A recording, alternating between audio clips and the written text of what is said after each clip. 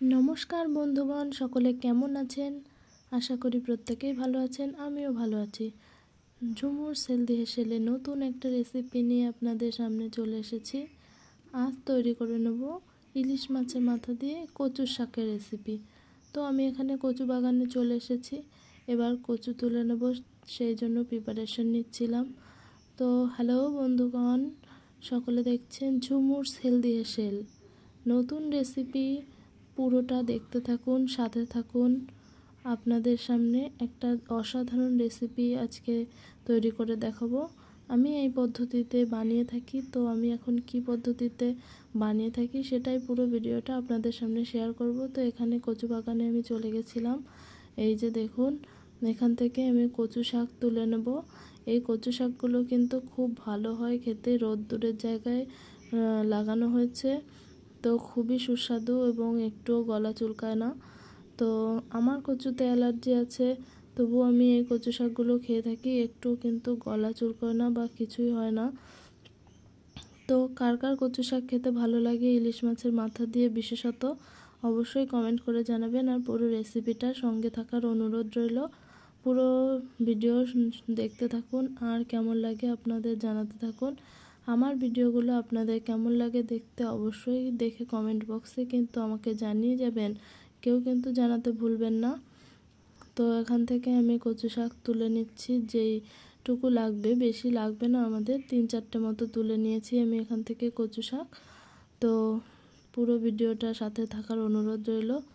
দেখুন, আমি এখান থেকে 3টের মতো কচু শাক তুলে নিয়েছি। এইটার থেকে আজকে রেসিপি তৈরি করব। তো পুরো ভিডিওটা সাথে থাকুন আর দেখতে থাকুন। এই যে কচু শাক তুলে নিয়ে চলে এসেছি কিন্তু আমি। এই যে কচু শাক ভালো করে কিন্তু আগে ধুয়ে নিতে হবে, পরে এরকম কেটে নিতে হবে।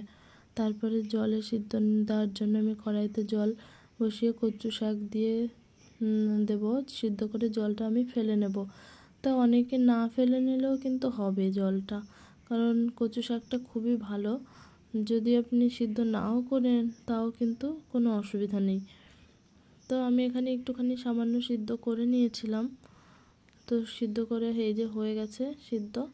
এবার আমি জলটা ফেলে নেব। তারপরে কচু শাকটা আমি ভাজবো ইলিশ মাছের মাথা দিয়ে। তো পুরো ভিডিওটা দেখতে থাকুন, সাথে থাকুন। এদিকে আমি ইলিশ মাছ নিয়ে নিয়েছি, তার মাথা। তো আমি এটা নুন হলুদ মেখে নেব সুন্দর করে। তো যারা যারা নতুন বন্ধু রয়েছেন, আমার চ্যানেলটা একটু সাবস্ক্রাইব করে দেওয়ার অনুরোধ রইল। পুরো ভিডিওটা দেখতে থাকুন আর কেমন লাগছে জানান। এদিকে আমি মিষ্টি কুমড়ো দেবো কিন্তু একটু কচুতে, তাহলে কিন্তু ভালো একটু মিষ্টি মিষ্টি লাগে। আর এইদিকে আমি কুচিয়ে নিয়েছি পেঁয়াজ, কাঁচা লঙ্কা আর রসুন, এটা ফোড়ন দেবো। এদিকে কড়াইতে তেল চাপিয়ে দিয়েছি ইলিশ মাছের মাথা ভাজার জন্য। তো দেখছেন তেলটা গরম হয়ে গেছে। এবার আমি ইলিশ মাছের নুন হলুদ মাখানো ইলিশ মাছের মাথাটা আমি দিয়ে কিন্তু আগেই ভেজে নেব। তো আমার ভিডিও আপনাদের কেমন লাগে অবশ্যই কমেন্ট করে জানাবেন। আবার বলছি, যদি ভালো লেগে থাকে লাইক কমেন্ট সাবস্ক্রাইব আর রান্নাগুলো শেয়ার করে পাশে থাকবেন। তো এদিকে ইলিশ মাছের মাথা ভাজা হতে থাক, ততক্ষণে বলি যে এই গ্রাম বাংলার সাধারণ রেসিপিগুলোই কিন্তু অসাধারণ লাগে খেতে। অনেক সময় মাছ মাংস কিছুই খেতে ইচ্ছা করে না, তখন কিন্তু নিরামিষও কচু আপনি রান্না করে নিতে পারবেন। শুধু পেঁয়াজ রসুন ওগুলো কিছুই দিতে হবে না, শুধু একটু মিষ্টি কুমড়ো আর কালো জিরে কাঁচা লঙ্কা ফোড়ন দিয়ে কিন্তু পেঁয়াজ রসুন ছাড়াই আপনি তৈরি করে নিতে পারবেন কচু লাবড়া। তো কচু লাবড়া ব্যঞ্জন আমি কিভাবে তৈরি করছি পুরো রেসিপি শেয়ার করছি। মাছের মাথা আমি নামিয়ে রেখেছি ভেজে। এদিকে কালো জিরা ফোড়ন দিয়ে আমি কুচনো পেঁয়াজ রসুন আর কাঁচা লঙ্কাটা দিয়ে দিলাম, আর একটা তেজপাতা আর শুকনো লঙ্কাও ছিঁড়ে ফোড়ন দিয়ে নিয়েছিলাম। তো এটা ভাজা হচ্ছে, এটা একটু ভাজা ভাজা হলে তারপরে আমি দিয়ে দেবো, কি দিয়ে দেবো সেটা আমি বলছি। তো যাই হোক, আমার ভিডিও আপনাদের কেমন লাগছে অবশ্যই কমেন্ট করে জানাবেন। যদি ভালো লেগে থাকে চ্যানেলটা একটু সাবস্ক্রাইব করে পাশে থাকার অনুরোধ রইল। এই তো এবার দিয়ে দেবো আমি মিষ্টি কুমড়ো কুচোনো। তো কারা কারা কচু শাকে মিষ্টি কুমড়ো দেন সেটা অবশ্যই বলবেন। এটা কিন্তু নতুনত্ব আছে, অনেকেই কিন্তু মিষ্টি কুমড়ো দেয় না, তা আবার অনেকে অনেক সবজি দেয়। কচুর লাবড়া ব্যঞ্জন, ট্র্যাডিশনাল রান্না কচুর লাবড়া ব্যঞ্জন। তো এখানে আমি ইলিশ মাছের মাথাটা ভেজে তুলে নিয়েছি, দেখতে পাচ্ছেন। একদম কিন্তু কড়া লাল লাল করে ভাজা যাবে না, মোটামুটি ভেজেছি, খুব একটু একদম ভীষণ কড়া করে ভাজার দরকার নেই, মিডিয়াম ভাজলেই হবে। এইদিকে ভাজা ভাজা হয়ে গেছে পেঁয়াজ রসুন আর মিষ্টি কুমড়োটা। তারপরে আমি দিয়ে দিয়েছি কচুর শাক সিদ্ধটা। তো কচু শাক কিন্তু অনেক নিলেও একটু হয়ে যায় লাস্টে। এখানে হলুদ লবণ জিরে ধনের গুঁড়ো দিয়ে দিয়েছি, আর কিছু কিন্তু দিইনি, হলুদ লবণ আর জিরে ধনের গুঁড়োই দিয়েছি।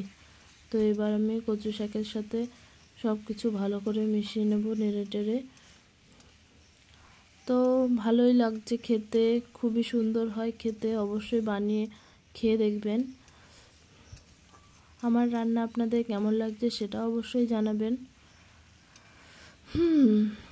পুরো ভিডিও সাথে থাকার অনুরোধ রইল। পুরো রেসিপিটা শেয়ার করছি আমি। সিম্পল রেসিপি, ট্র্যাডিশনাল রান্না কচুর লাবড়া ব্যঞ্জন। কচুর লাবড়া ব্যঞ্জনটা অসাধারণ রেসিপি, যারা একবার বানিয়ে খাবেন বারবার খেতে ইচ্ছা করবে। কিন্তু কচুটা যেন গলা না চুলকায়। রোদ্দুরের জায়গায় কচু নিতে হবে, রোদ্দুরের জায়গায় কচু কিন্তু গলা চুলকায় না। ছায়া জায়গায় কচু তো একটু গলা চুলকোতে পারে, কিন্তু আমাদের এই কচুগুলো ভীষণই ভালো। কচু শাকগুলো একটু গলা চুলকায় না, কোনো লেবু দিয়ে খাওয়ারও প্রয়োজন নেই। যদি গলা চুলকায় তাহলে একটু লেবু দিয়ে খেলেই হবে। এদিকে মাছের মাথাগুলো আমি হাতের সাহায্যে ভেঙে নিয়েছি। তো এদিকে ভাজাটা এরকম হয়েছে, একদম পুরো কিন্তু হয়ে যায়নি এখনও। তো ভাজাটা এই পর্যায়ে আমি ইলিশ মাছের মাথাটা দিয়ে দেবো।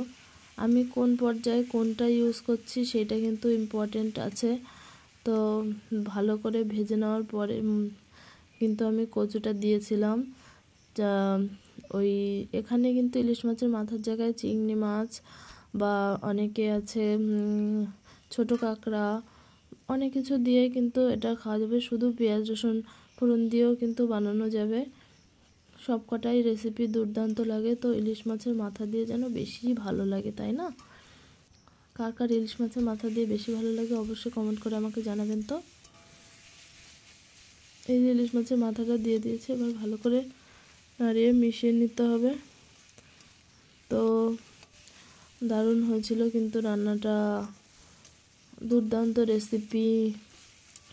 অবশ্যই কমেন্ট করে জানাবেন কার কীরকম লাগছে। আমার তো খুবই ভালো লাগে।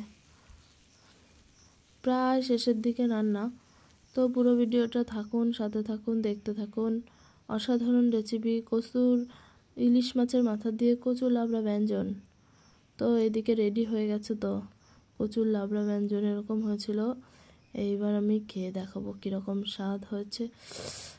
তো কীরকম লাগলো রান্নাটা অবশ্যই কমেন্ট করে জানাবেন। আমার তো দারুণ লাগে।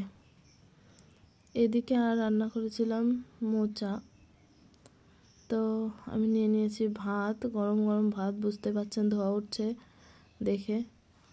তো গরম গরম ভাতের সাথে কিন্তু এগুলো পরিবেশন করে খাবেন, একদম সেই লাগবে, অসাধারণ লাগবে। তো আমার পুরো ভিডিওটা সাথে থাকার জন্য অসংখ্য ধন্যবাদ। এরকম নতুন নতুন রেসিপি পেতে অবশ্যই চ্যানেলটা সাবস্ক্রাইব করে পাশে থাকবেন। সকলে ভালো থাকবেন, সুস্থ থাকবেন। বাই।